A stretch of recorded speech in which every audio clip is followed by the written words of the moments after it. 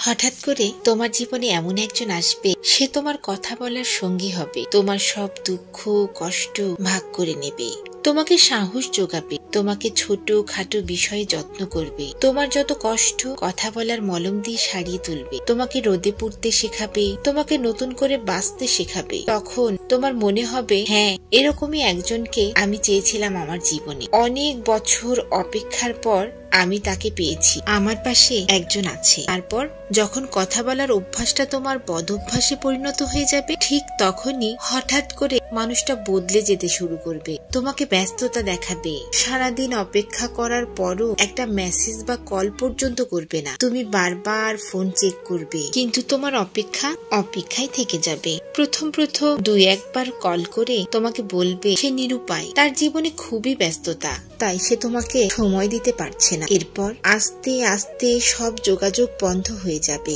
তুমিও বুঝতে পারবে সে আর তোমাকে সময় দিতে পারছে না, পারবেও না মেসেজ বা কল করে। তাই তুমিও বিরক্ত করা বন্ধ করে দেবে। যে মানুষটির জন্য একদিন তুমি ডিপ্রেশন থেকে বেরিয়ে এসেছিলে, আবার সেই মানুষটির জন্যই তুমি গভীর ডিপ্রেশনে চলে যাবে। তখন মনে হবে আগের তুমিটাই ভালো ছিলে, আগের একাকিত্বটাই ভালো ছিল। জীবনে একা থাকা খুব সহজ, কিন্তু জীবনে কেউ এসে চলে যাওয়ার যে একাকিত্ব, সেটা বড়ই কষ্টদায়ক।